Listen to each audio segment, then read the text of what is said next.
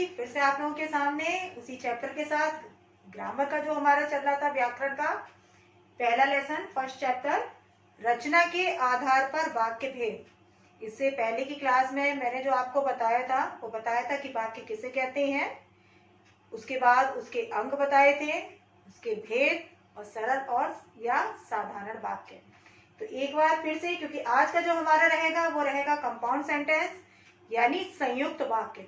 लेकिन संयुक्त वाक्य शुरू करने से पहले थोड़ा मैं रिवीजन पुनरावृत्ति आपको करा दे रही हूँ कि भाषा की सबसे छोटी इकाई वर्ण या अक्षर, वर्ण या अक्षर के मेल से बनते हैं शब्द या पद। क्लियर?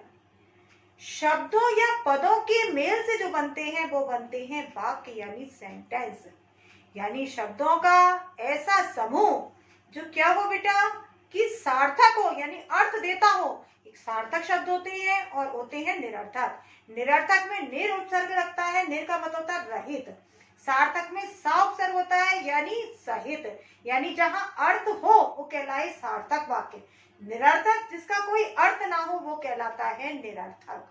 यानी जो कैसे वाक्य हो, जो शब्द कैसे हो, सार्थक हो, दूसरा व्यवस्थित हो और तीसरा जो हो व्याकरण की दृष्टि से शुद्ध हो।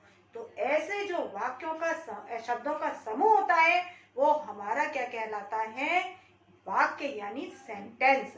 क्लियर? अब हमारा जो आता है कि वाक्य के अंग, कितने अंग होते हैं, कितने पार्ट होते हैं, दो पार्ट, यानी एक हुआ हमारा सब्जेक्ट और दूसरा प्रेडिकेट, यानी एक हुआ उद्देश्य और दूसरा हुआ हमारा विधेय। अब उद्देश्य क्या है कि जिसके बारे में कहा जाए, है ना, या काम को करने वाला जिसे हम कर्ता भी कह सकते हैं, या जिसके बारे में कहा जाए वो हमारा हो गया उद्देश्य। क्लियर? अब उद्देश्य के बारे में जो कुछ भी कहा जाए वो हमारा कहलाता है विधेय। क्लियर है? समझ में आया इतना बेटा सबको कि वो हमारा क्या कहलाता है, प्रेडिकेट, है ना। अब मैंने कहा दीपांशु मोबाइल देख रहा है। अब दीपांशु क्या हो गया, उद्देश्य। मोबाइल देख रहा है, इतना क्या हो गया, विधेय। अध्यापक कक्षा में पढ़ा रहे हैं। अध्यापक क्या हो गया हमारा, उद्देश्य। कक्षा में पढ़ा रहे हैं, ये क्या हो गया, विधेय। क्लियर है? इतना समझ में आया? मैंने कहा सीता ने गीता से खाना मांगा, तो सीता ने इतना पूरा होगा बेटा आपका क्या होगा, उद्देश्य, और गीता से खाना मांगा इतना होगा आपका विधेय। जैसे मैंने एक उदाहरण आपको कल भी बताया था कि स्वतंत्रता सेनानी चंद्रशेखर आजाद एक सच्चे देशभक्त थे। तो स्वतंत्रता सेनानी चंद्रशेखर आजाद इतना पूरा जो होगा वो होगा आपका, वो होगा उद्देश्य यानी सब्जेक्ट यानी कर्ता, और एक सच्चे देशभक्त थे ये होगा आपका विधेय। क्लियर? तो सब्जेक्ट एंड प्रेडिकेट यानी उद्देश्य एंड विधेय ये आपका हो गया पार्ट यानी उसके अंग, किसके, वाक्य के अंग। अब उसके बाद मैंने आपको बताया था बेटा कि वाक्य के भेद दो आधार पर वर्गीकरण है। एक है अर्थ के आधार पर, दूसरा है आपका रचना के आधार पर। अर्थ के आधार पर जो कि आपने 9th में पढ़े थे 8 भेद होते हैं, विधानवाचक, आज्ञावाचक, संकेतवाचक, संदेहवाचक, विस्मयवाचक, इच्छावाचक, है ना। तो ये जितने थे आपके 8 जो मैंने आपको बताए थे वो 8 आपके क्या थे बेटा, जो इसके अंतर्गत वो है आपके अर्थ के आधार पर, जो कि आपके किस में थे, 9th के सिलेबस में, स्टैंडर्ड में। अब 10th आपके हैं उसमें रचना के आधार पर वाक्य भेद, यानी रचना के आधार पर जो वाक्य के भेद जो वर्गीकरण है 3 है। एक है सरल या साधारण वाक्य, दूसरा संयुक्त वाक्य और तीसरा है मिश्र वाक्य या मिश्रित वाक्य। तो कल मैंने आपको बताया था इससे पहले की क्लास में कि सरल वाक्य या साधारण वाक्य क्या है, जिसे सिंपल सेंटेंस कहते हैं, जिसमें उद्देश्य भले ही एक से अधिक हो, किंतु क्या होता है बेटा कि जहां वाक्य एक ही हो यानी विधेय एक ही हो, या जिसको हम कहते हैं क्रिया, मुख्य क्रिया एक ही हो, वो होता है हमारा सरल वाक्य या साधारण वाक्य। पक्षी आकाश में उड़ रहे हैं, राम खाना खा रहा है, सीता गीता दोनों बाजार जा रहे हैं, बच्चे खेल कूद कर रहे हैं, है ना, अध्यापक कक्षा में पढ़ा रहे हैं, मोर नाच रहा है, वर्षा शुरू हो गई है। तो ये हमारे जो वाक्य है जिसमें मुख्य क्रिया एक ही है, तो उद्देश्य भले ही हो सकता है, जैसे मैंने कहा राम और श्याम खाना खा रहे हैं, या सीता और गीता दोनों बाजार जा रहे हैं, तो उद्देश्य भले ही आपका एक से अधिक हो सकता है, यानी काम को करने वाला भले ही आपका एक से अधिक हो सकता है, लेकिन जहां विधेय एक ही हो, यानी मुख्य क्रिया एक हो, यानी सेंटेंस एक ही हो, तो वहां पर होता है, उसे हम कहते हैं सरल वाक्य या साधारण वाक्य या सिंपल सेंटेंस। क्लियर। आज ये हमारा जो है वो है संयुक्त वाक्य, जिसे कहते हैं कंपाउंड सेंटेंस। इसमें सबसे पहले बेटा क्या है कि वाक्य जो होते हैं एक से अधिक, यानी जो वाक्य होते हैं एक से अधिक, और उनको जब हम जोड़ते हैं तो जो प्रयोग करते हैं वो करते हैं हम समानाधिकरण समुच्चय बोधक शब्द, यानी कंजक्शन, जिसे आप इंग्लिश में बोलते हो कंजक्शन। कंजक्शन क्या करती है, जो सेंटेंस को जोड़ने का काम करे वो कहलाते हैं कंजक्शन, जिसे हम हिंदी में कहते हैं समुच्चय बोधक शब्द। अब इसमें क्या होता है बेटा कि संयुक्त वाक्य में कि एक से अधिक वाक्य होते हैं, 2 हो सकते हैं, 3 हो सकते हैं, और जिनको जब जोड़ा जाता है, उनको वाक्यों को जब हम जोड़ते हैं तो किससे जोड़ते हैं, समानादि समुच्चय बोधक शब्द से। क्लियर है।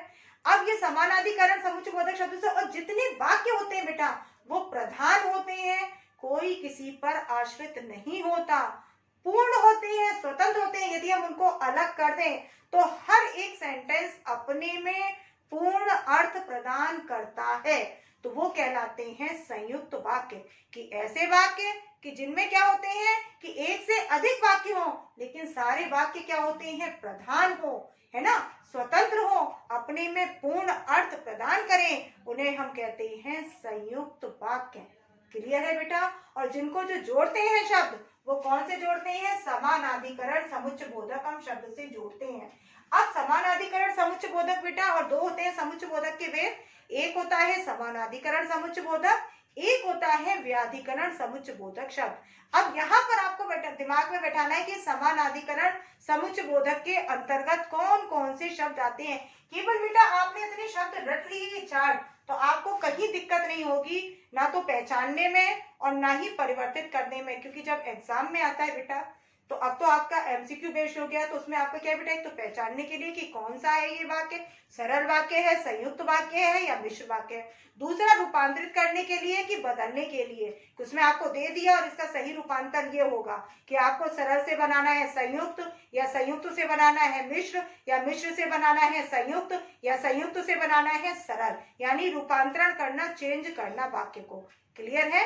अब सबसे पहले बेटा आपको समझने की कि जो इसके कंजक्शन होते हैं, समुच्चय बोधक शब्द कौन से होते हैं, सबका ध्यान, समानाधिकरण करें, और, या, तथा, किंतु, परंतु, पर, अन्यथा, लेकिन, मगर, इसलिए, अतः, फलतः, नहीं तो, वरना आदि। ये है समानाधिकरण समुच्चय बोधक, यानी जब हम संयुक्त वाक्य में वाक्य को जोड़ते हैं तो वो हमारे कहलाते हैं, क्या कहलाते हैं बेटा, समुच्चय बोधक से जोड़ते हैं वो होते हैं समानाधिकरण समुच्चय बोधक। उनसे हम जोड़ते हैं, जब हम उनसे जोड़ेंगे समानाधिकरण संयुक्त बोधक समुच्चय बोधक से, तो हमारा क्या बनता है, संयुक्त वाक्य, यानी कंपाउंड सेंटेंस।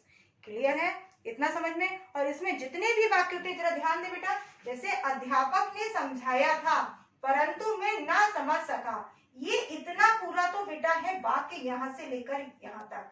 लेकिन हम उपवाक्य किसे कहते हैं, उपवाक्य यानी एक उपवाक्य ये हो गया अध्यापक ने समझाया था, एक उपवाक्य ये हो गया, परंतु मैं ना समझ सका ये दूसरा हो गया दूसरा उपवाक्य। अब दोनों उपवाक्यों को हमने जोड़ दिया तो पूरा हमारा क्या हो गया, सेंटेंस।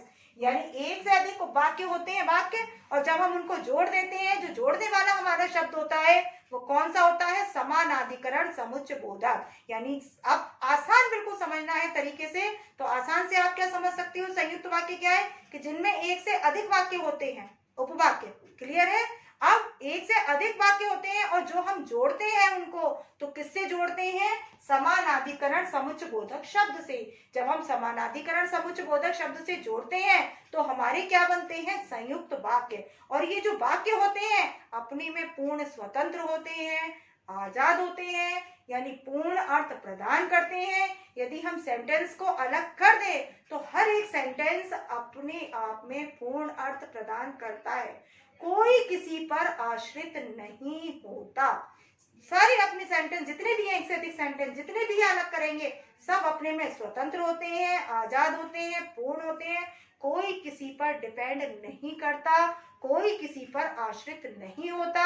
वो हमारे कहलाते हैं संयुक्त वाक्य। क्लियर है? अब जरा ध्यान से बेटा कि इसके जो शब्द है, केवल आपने बेटा ये चार्ट याद कर लिया, इसको कॉपी पर कंप्लीट करो बेटा, अभ्यास करना है, क्योंकि यही आपके नोट्स हैं। जैसा मैं आपको पढ़ाती जा रही हूँ, समझाती जा रही हूँ, आप उसी को चार्ट के अकॉर्डिंग तैयार करते चले जाएं, तो आपको पूरी तरह से ये चैप्टर तैयार हो जाएगा। और मेन जो है इसमें वो चार्ट ही है, केवल आपका समानाधिकरण के शब्द आपने याद कर लिए, व्याधिकरण के शब्द याद कर लिए, समुच्चय बोधक में कौन से आते हैं, तो आपको पूरा पाठ आसान, क्योंकि आपको पहचानने में कहीं कोई दिक्कत ही नहीं होगी। अब बेटा इसके अंतर्गत जो आते हैं शब्द, और आता है, या आता है, तथा, किंतु, परंतु, पर, अन्यथा, लेकिन, मगर, इसलिए, अतः, फलतः, नहीं तो, वरना आदि। अब जरा ध्यान देने की बेटा, पर में बच्चे बहुत कंफ्यूज हो जाते हैं। जैसे मैंने कहा पेड़ पर पक्षी बैठे हैं, अब यहां पर है बेटा कि पेड़ पर पक्षी बैठे हैं, पेड़ पर पक्षी बैठे हैं। अब यहाँ पर बेटा जो पर आया है, अभी मैंने आपको बताया यहाँ पर और यहाँ पर भी, ये हमारा लेकिन है सरल वाक्य। क्यों वाक्य?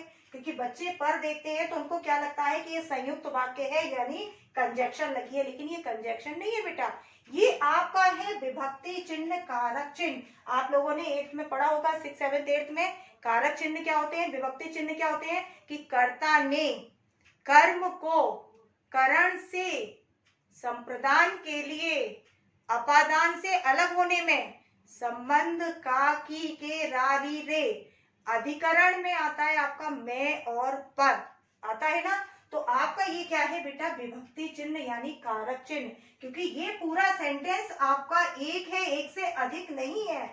जबकि आपका बेटा पर जब आता है आपका कि मैंने पढ़ाई की पर मैं सफल ना हुआ, मैंने कड़ी मेहनत की पर मैं सफल ना हुआ, या परंतु मैं सफल ना हुआ, पर परंतु हम एक उसमें करके ले लेते हैं, पर मैं सफल ना हुआ, तो मैंने पढ़ाई की आपका एक सेंटेंस हो गया, पर मैं सफल ना हुआ दूसरा आपका क्या हो गया, दूसरा सेंटेंस हो गया। तो वहां पर जो पर आया तो वो तो आपका हो गया बेटा समुच्चय बोधक शब्द। क्लियर है? क्योंकि वो सेंटेंस को जोड़ रहा है वहां पर, लेकिन यहाँ पर सेंटेंस नहीं जोड़ रहा बेटा।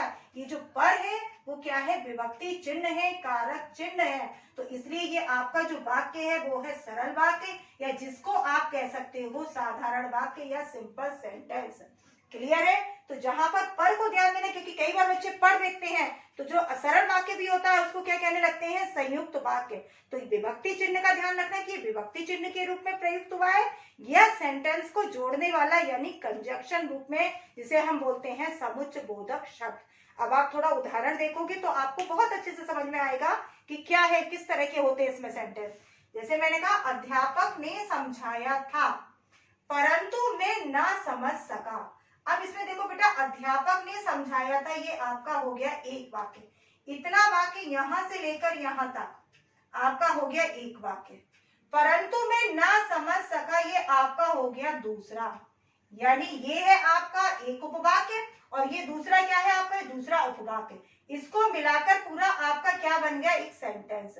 और ये अपने में स्वतंत्र है, यदि अध्यापक ने समझाया था ये भी स्वतंत्र है, पूरा अर्थ प्रदान कर रहा है। परंतु मैं न समझ सका, ये भी क्या है, पूर्ण अर्थ प्रदान कर रहा है। यानी जितने भी हैं दोनों वाक्य प्रधान हैं, कोई किसी पर आश्रित नहीं है, कोई किसी पर डिपेंड नहीं है।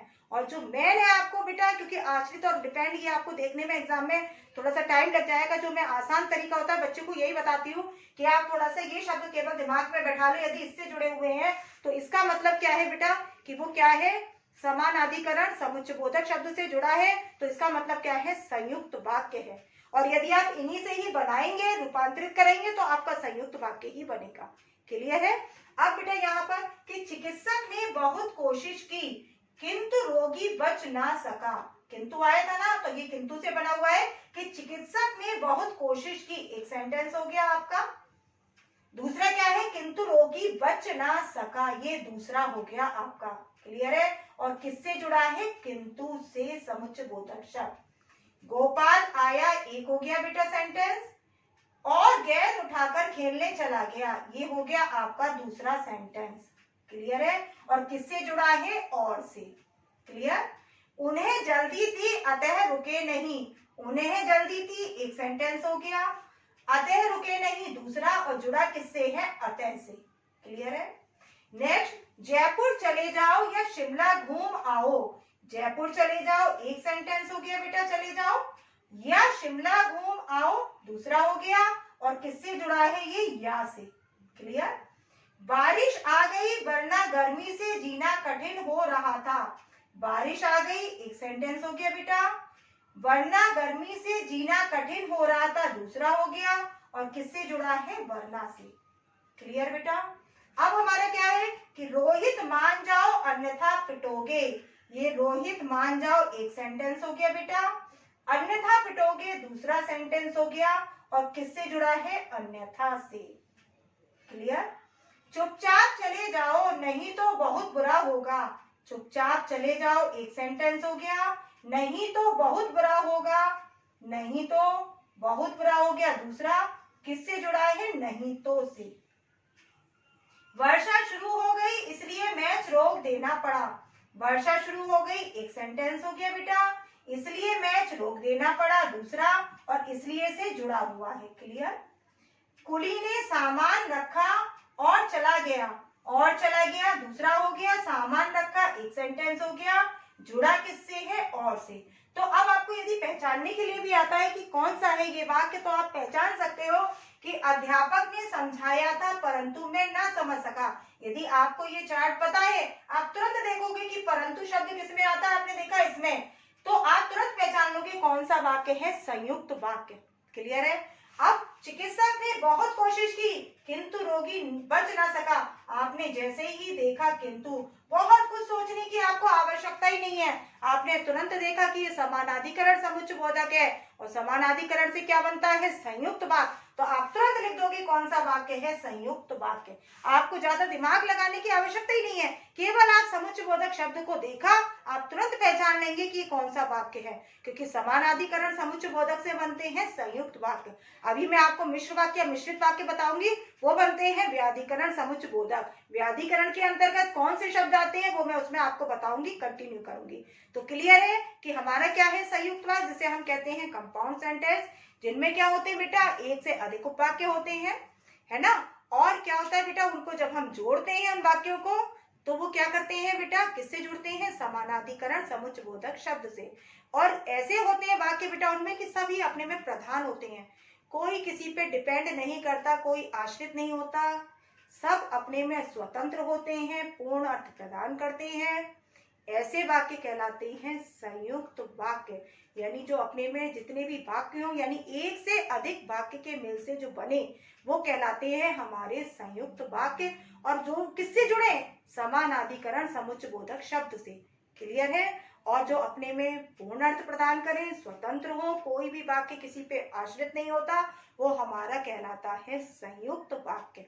क्लियर। केवल मेन आपको बेटा ये चार्ट है, इसको आप कॉपी पर बना लें, फेयर कॉपी पर अच्छे से, जो सेंटेंस है थोड़ा सा उनको आप बेटा बना लें, और जो भी आपकी ग्रामर की बुक चल रही है उससे आप एक्सरसाइज भी सॉल्व करने की कोशिश करें, क्योंकि बेटा प्रैक्टिस मैन मेक्स परफेक्ट, है ना, प्रैक्टिस मेक्स मैन परफेक्ट, ये सब जानते ही बेटा, जितनी आप प्रैक्टिस करोगे उतना ही रिजल्ट अच्छा होगा। कहा भी गया है ना कि करत करत अभ्यास के जड़मत हो सुजान, रस्सी आवत जात पर सिर पर होत निसार। तो जितना आप वो करेंगे प्रैक्टिस, है ना, अभ्यास करेंगे, उतना ही आप में परफेक्शन आएगा, और वही परफेक्शन हम बेटा चाहते भी हैं कि आप में आए।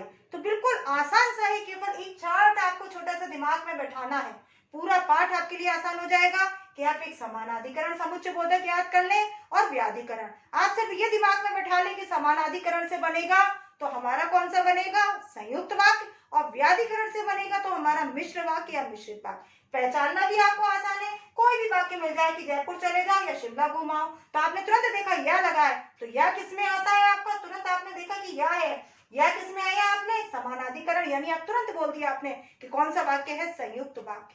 क्लियर बेटा, इतना समझ में आया सबको, है ना। तो ये है बेटा हमारा क्या है, संयुक्त वाक्य, है ना। और सबको समझ में आया होगा बेटा, कॉपी पर कंप्लीट करना है सबको, जैसा कि मैं बताती हूँ। तो अब जो मेरी क्लास रहेगी नेक्स्ट, उसमें हम लेंगे बेटा मिश्र वाक्य या मिश्रित वाक्य। तब तक के लिए बाय बेटा, टेक केयर, सब अपना ध्यान रखना।